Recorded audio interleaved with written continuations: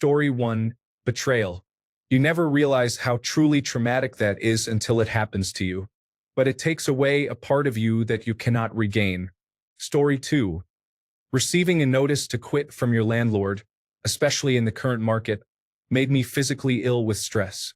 Story 3, I believe that when it comes to bullying, even if the harassment itself is not severe, the constant dread it creates is truly awful. It instills hypervigilance in the victim's mind, causing them to feel the effects and suffer long after the bullying has stopped. I commented because I think it is difficult for those who have not experienced it to understand how damaging bullying can be, and I try to raise awareness whenever possible. The hypervigilance is challenging for others to grasp. I am concerned that I am not effectively communicating this, and I apologize for that.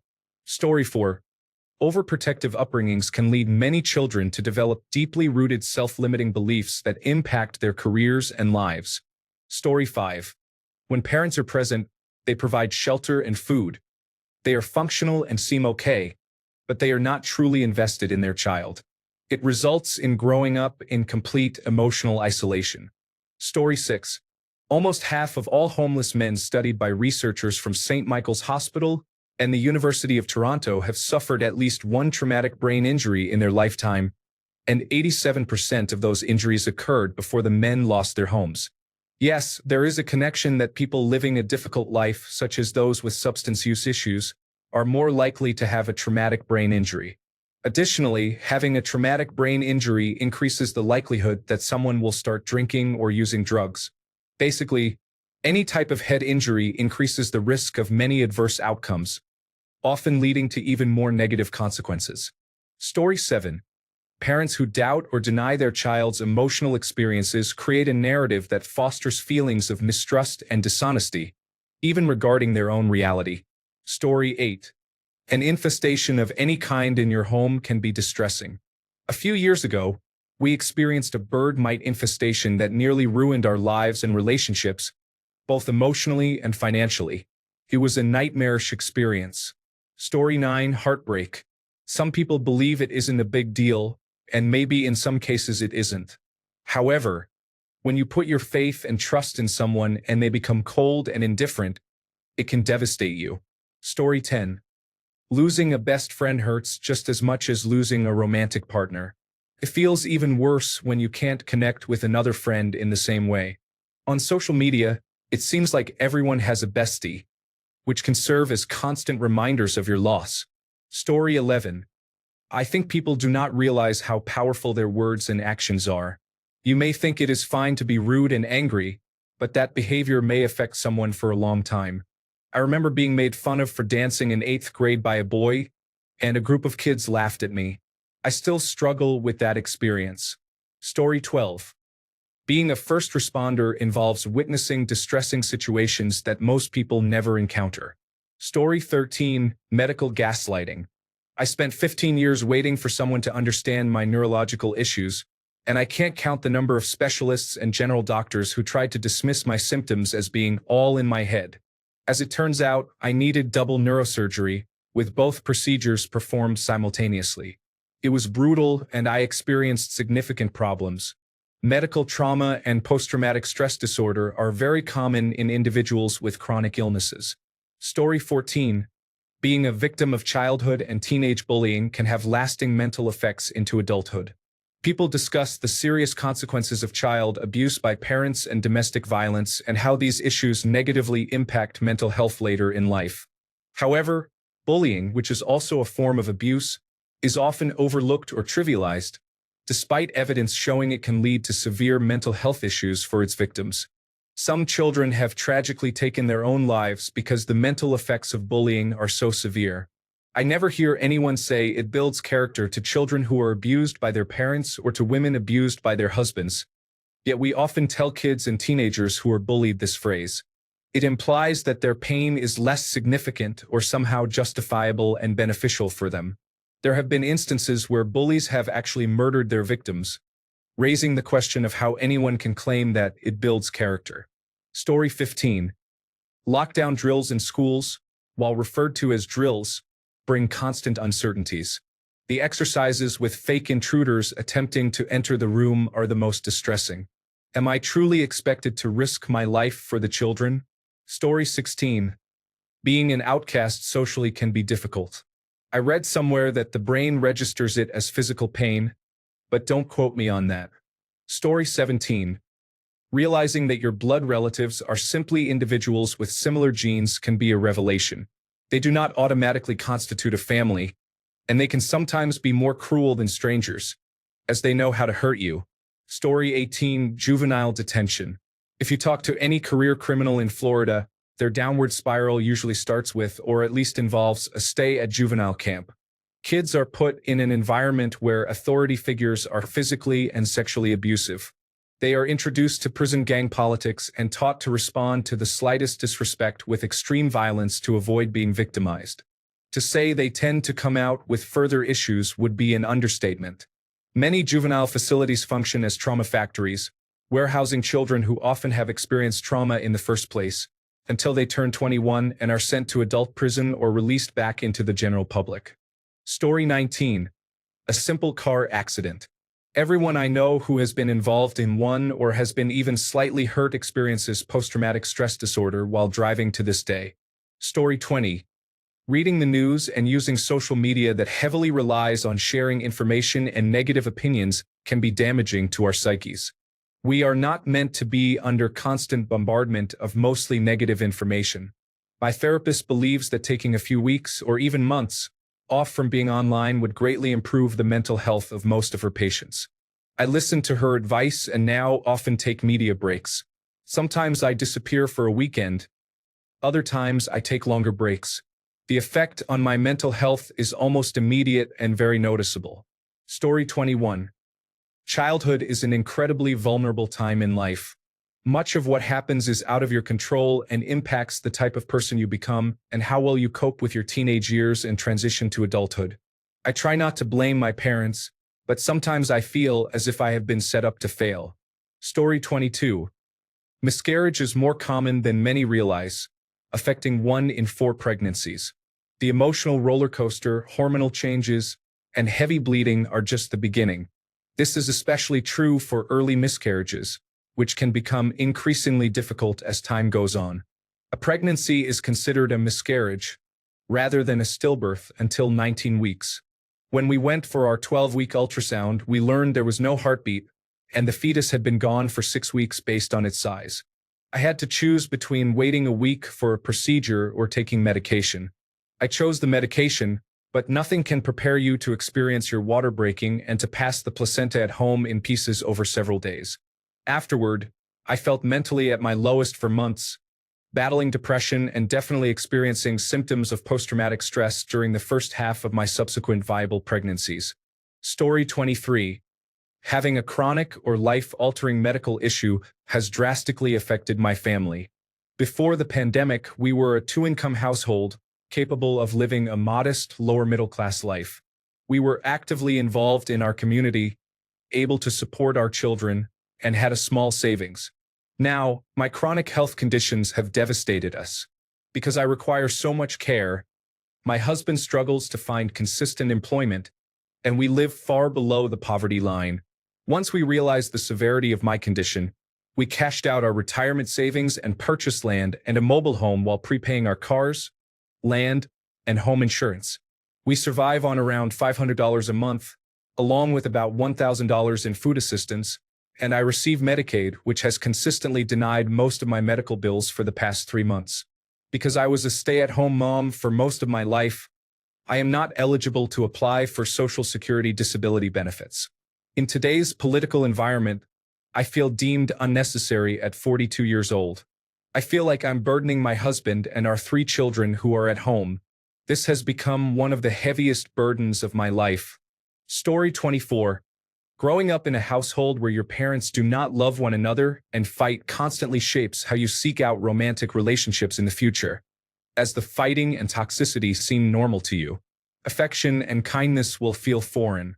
I remember seeing my dad kiss my mom's head once as a child, and that was the only time I witnessed such an interaction, which occurred when my brother suffered a neck injury during a football game, and we were in the hospital. Staying together for the children is not the best option. It is essential to stay together for the children while also getting therapy to mend your broken relationship. I believe my parents could have easily worked things out if they had communicated their issues. I rarely saw them interact. The only time they truly spoke to each other was to argue and fight. Story 25. Getting out of prison in America can be challenging.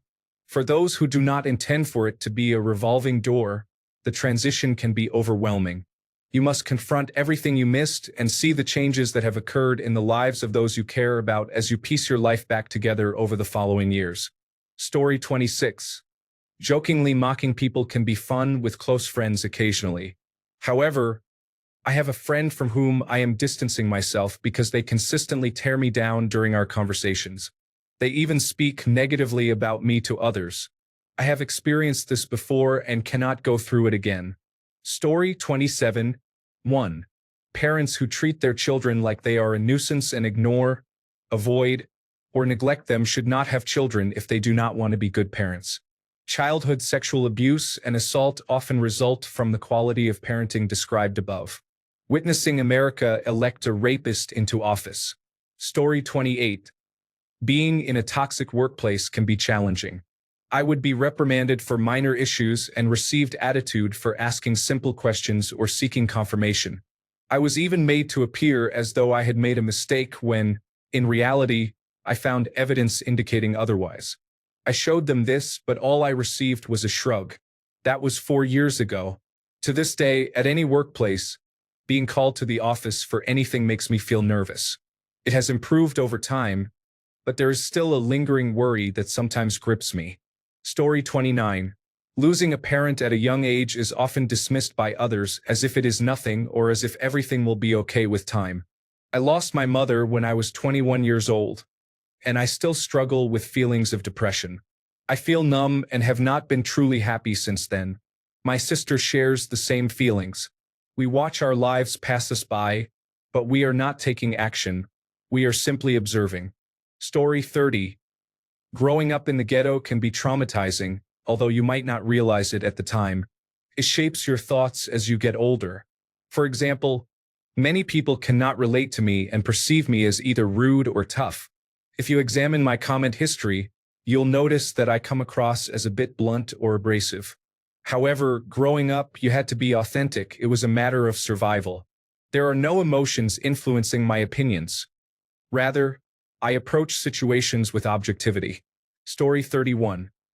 Seeing a loved one's deceased body has negatively impacted me in a serious way every time. Just seeing their jaw hanging open is haunting. Story 32. Physical abuse is a serious issue. I am tired of seeing people debate whether it is acceptable to hit children when there is clear psychological research that shows why it should not be done. Yet, some people still insist otherwise. Story 33. Car accidents can be traumatic, and I believe everyone acknowledges that.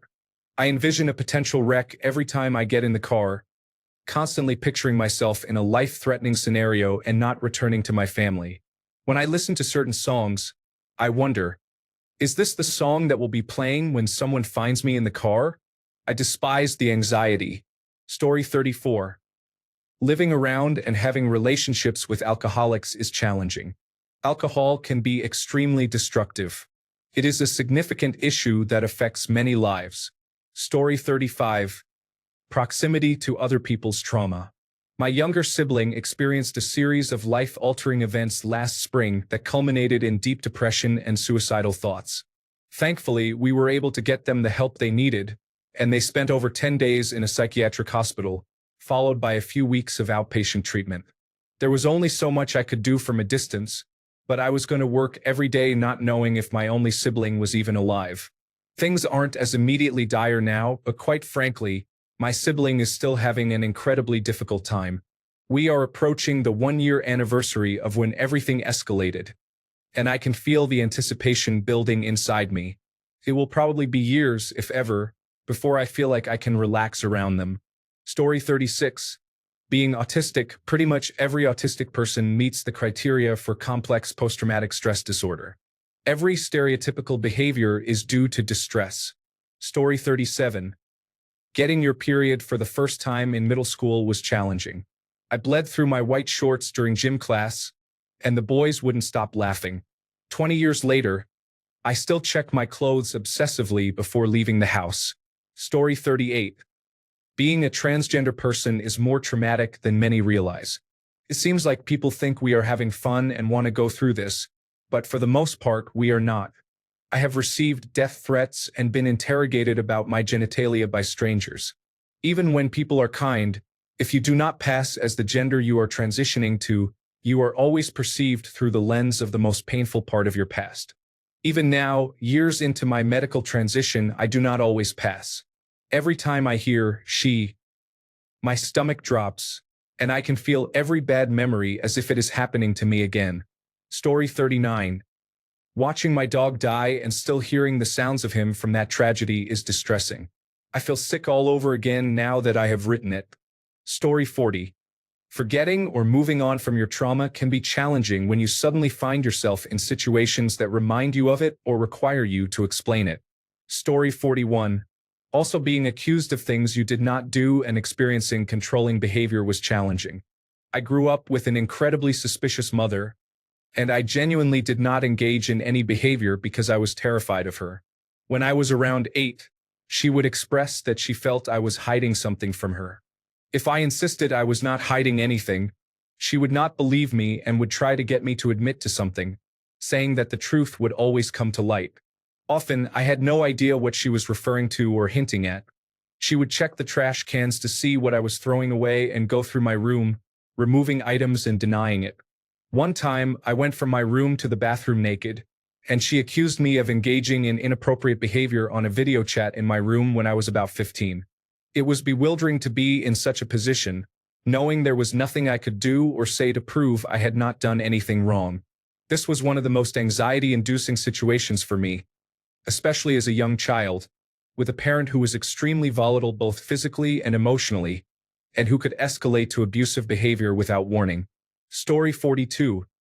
Being bullied as a child creates a lasting sense of imminent rejection or ridicule. However, there is joy when those expectations do not come true. Story 43. Bedbugs. The paranoia and the searching. Not trusting your own clothes and furniture. Having bedbugs once will give you ghost sensations for years. Story 44. Mild sexual molestation refers to inappropriate touching, such as squeezing someone's backside or grabbing a breast over clothing, or brushing against someone's private area over clothing. My oldest child recently confided in us that she was groped by a distant family member several years ago when she was 9 years old. Now, much of her behavior makes sense. Her depression, self-harming, high anxiety, and refusal to hug me or her dad anymore. If I ever see that man again, I will confront him. Additionally, she is in therapy, and we have reported the incident to the police, which is currently in progress. We are also informing the extended family, and they can address the situation as they see fit. Story 45. Having a newborn spend time in the neonatal intensive care unit can be challenging. My son was in the unit for the first 7 days of his life, which is an extremely short time compared to many other parents. He was full-term and weighed over 8 pounds. I had controlled gestational diabetes, but he experienced a condition known as wimpy white boy syndrome. He couldn't breathe normally, but fortunately, he didn't need to be intubated. We didn't get to hold him for the first time until he was 4 days old. The trauma my husband and I still experience from it is significant. He's almost 10 months old, and it still affects us. He's our only child. Story 46. Being the ideal child in a dysfunctional family can be challenging. People assume it's all praise and favoritism, but the pressure to be perfect, the guilt when you inevitably fail, and the alienation from siblings can affect you just as much as outright neglect, just in a quieter, more subtle way. Story 47. Hearing your parents having intimate moments is something I experienced a lot as a child, and I still struggle with those memories. They make me feel uneasy. Story 48. Being the target of a stalker has left a lasting impact. It has been 5 years since the last incident, yet I still experience fear every time I walk outside my house. Story 49. Growing up with a larger body comes with constant discussions about weight, being placed on diets, and the assumption that you are not as capable in sports. It becomes ingrained in you that having a larger body is a character flaw and that you are less valuable. Looking back at my childhood photos, I realize I wasn't actually larger. I have always been tall and bigger, but it seemed unacceptable to take up space. During every doctor's visit, there were comments, and kids at school picked on me relentlessly. My mother had me on diets and restricted my food intake continuously, while my slimmer brother could eat whatever he wanted. I wish I could hug my 8-year-old self. Story 50. Divorce, even when amicable, is difficult. I have experienced significant trauma, and this may be the factor that has affected my life more than anything else. Story 51. Chronic illness or pain can make you feel like you cannot trust your body, as if it is actively degrading your quality of life. You miss out on many experiences or struggle to get through them. You just want to be a functioning person, but you are constantly limited. Story 52. Life after cancer is challenging. People expect you to simply bounce back to normal and be happy after hearing that you are cancer-free. In reality, the fear of recurrence lingers and affects you constantly. Story 53. Having an alcoholic parent often means they may not be physically abusive, but they are usually absent. This absence causes damage in different ways. Acknowledgement to the Adult Children of Alcoholics organization. Story 54. Hospital delirium can affect some individuals' reactions to anesthesia or morphine. While under the influence, the hallucinations or waking dreams may seem completely real. During my recovery from surgery, I experienced several intense episodes. I was pulled into the wall of my hospital room and felt crunched by the metal teeth of a machine, saw a little girl who appeared to be dead peek into my room, and left my bed at midnight to ask for help, only to have the orderly flee in terror. After the machine episode, I refused to take any more pain medication, which left me in significant physical discomfort. I knew the little girl was not real, but the experience disturbed me for weeks. It took my mind 7 years to recognize those memories as false.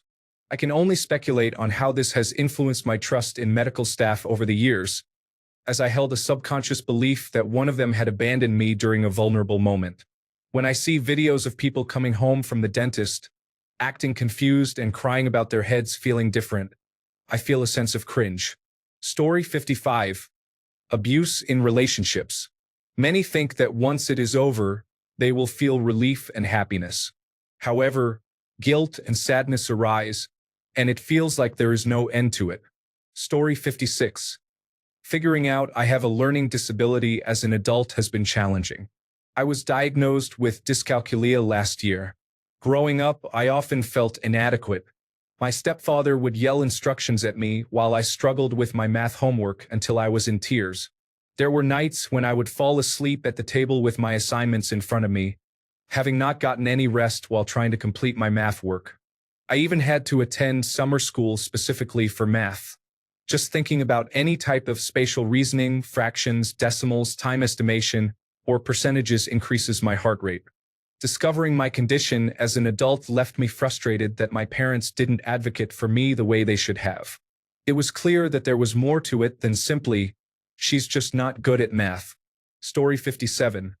Watching that live event and then seeing it repeatedly definitely impacted me as a 7-year-old.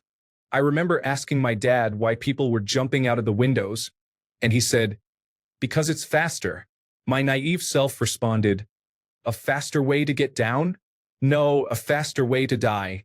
Story 58. Emotional abuse, especially when repeated, can have a profound impact. It is easy to dismiss it as just words, but the psychological trauma is equivalent to physical abuse. Being afraid to speak because of the possibility of bullying or name-calling creates a constant state of fear and makes it difficult to feel comfortable with others. Story 59. Systemic oppressive structures such as racism, misogyny, and classism can significantly impact upward mobility. You may one day take stock of your situation and realize the power of these forces. No matter how good or dedicated an individual you are, there is often an invisible ceiling to be aware of. Story 60. Being stalked. Some people think it is harmless or flattering. However, there are too many pieces of media that portray it as romantic or just a minor aggravation. Many believe it is something normal that women exaggerate. I was stalked by a contractor I hired to renovate my house. It escalated to the point that I had to involve the police and inform my workplace. I told them that if they saw him in the parking lot or driving around our properties, they needed to notify the authorities. Some older male coworkers suggested I should be flattered and that I needed to stop being condescending and give the man a chance if he liked me that much. This man had a key to my house since he was supposed to be doing renovations while I was at work. I changed my locks, but I still could not sleep at night. I kept a baseball bat and bear spray by my bed. I could not let my dogs outside in the yard unless I was outdoors too because he had made comments about taking them for walks or to his house to hang out. He showed up outside the restaurant where I had just had dinner with my mother to introduce himself to her. He even appeared at the dog park I frequented with his young daughter to introduce her to me. I constantly felt watched and did not feel safe until I transferred to a different state for work. Story 61. Your parents are getting older. I was utterly unprepared the first time my mother became genuinely ill and how fragile my father became during radiation treatment. The experience shakes your core, and I strongly wish I had prepared myself. Story 62.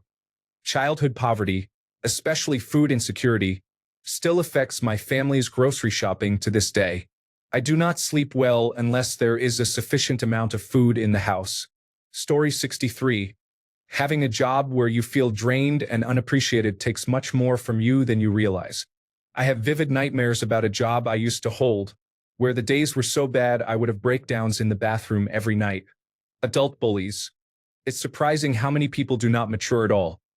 Along with trauma from addiction, are issues people easily overlook or dismiss, pretending they are not a big deal or normal.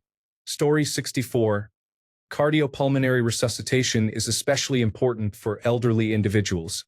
High-quality cardiopulmonary resuscitation can significantly improve survival outcomes, which many people may not fully understand.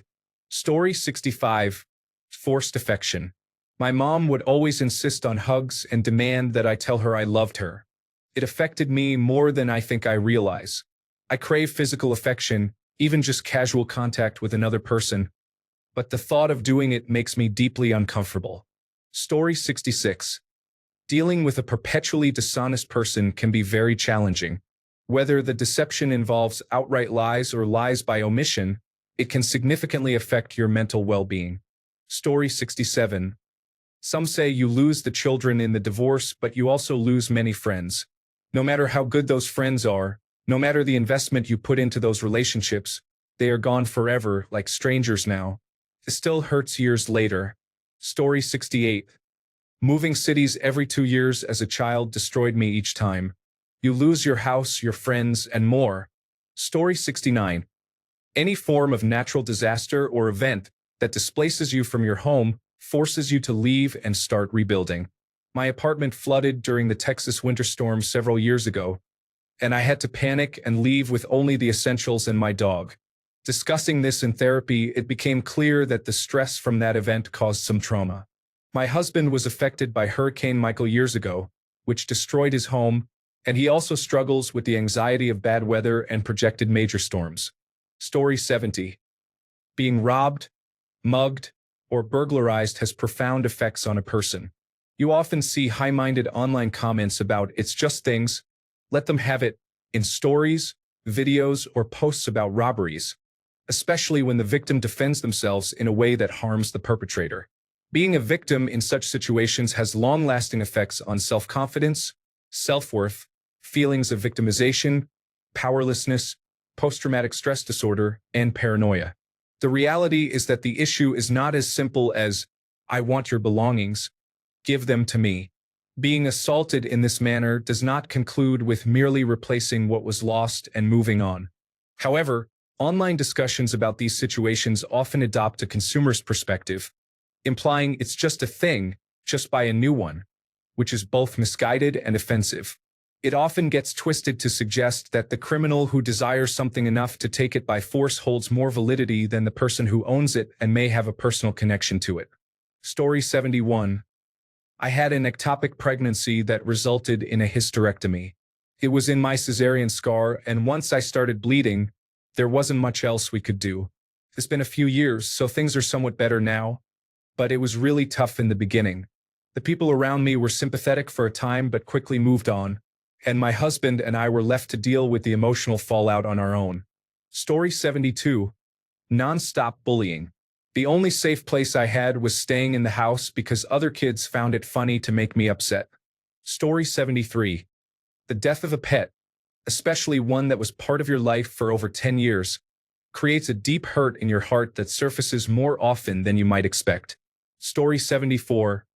Performing cardiopulmonary resuscitation on someone who then dies is a heartbreaking experience. Healthcare workers encounter this situation daily, yet we are expected to suppress our emotions, carry on, and maintain a facade of normalcy in front of family and friends as if nothing has happened. Can be overwhelming if you do not take the time to decompress. Story 75. When you seek help, start to understand yourself, begin to heal from mental illness, and realize how difficult it was for others to be around you when you were not well. Story 76. Experiencing a breakup and romantic rejection from someone you love can be devastating. While some may dismiss it as a joke or view those affected as overly dramatic, the experience often follows a similar pattern of grief to losing a loved one to death. Someone central to your life is suddenly absent, and in most cases you cannot contact them. Furthermore, they have chosen to sever ties, which can feel like they no longer care for you. Society often expects individuals to move on within a week or two, but this expectation is insensitive. Humans are naturally inclined to form strong bonds with romantic partners, so telling someone to just get over it is quite unkind. Story 77. I hope you are all in better places soon, or at least better than what you had to deal with. I'm sorry. Story 78.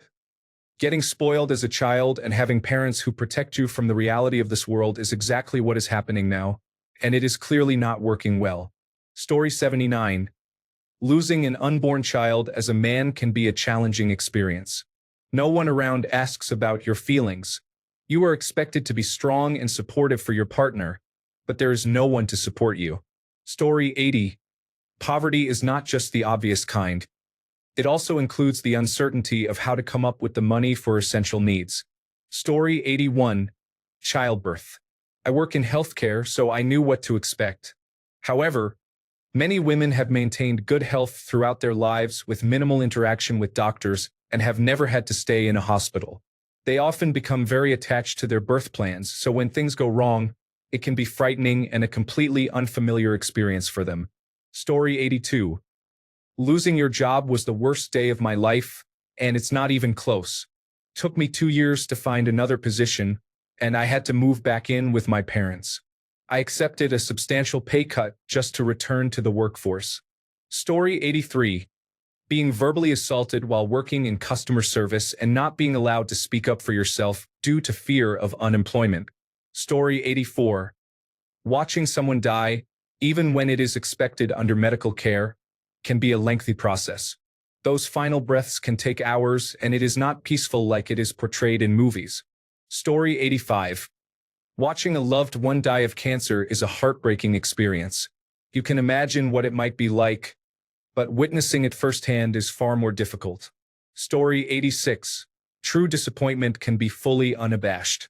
When you are overflowing with hope and excitement, it is the only thing you have looked forward to for days, months, or even years. Then the bottom drops out, and at best you can reorganize or reschedule, or at worst try again or give up entirely. After so many times, it wears you down until you put on a shell to protect yourself. I won't allow myself to get excited about anything anymore, even small things, until I am actively experiencing what that thing is. A possession, experience, feeling, and so on. The complete devastation of your hopes is annihilating to the soul. It is hard to regrow your joy when you are always waiting for the next disappointment. Story 87. Chronic pain is not just living at half capacity while trying to function at a normal level. It involves constant doubt and mistrust from people who think you are trying to manipulate the system. I have had doctors, bosses, friends, and family believe that I am fabricating or exaggerating my pain for medication, sick days, or to skip events. Trust me, I would rather be doing anything than being confined to multiple electronic devices, trying to avoid drinking water because standing up to reach the bathroom hurts too much, Thanks a bunch for sticking around till the end of the video. Remember to subscribe, and until next time, stay awesome and goodbye.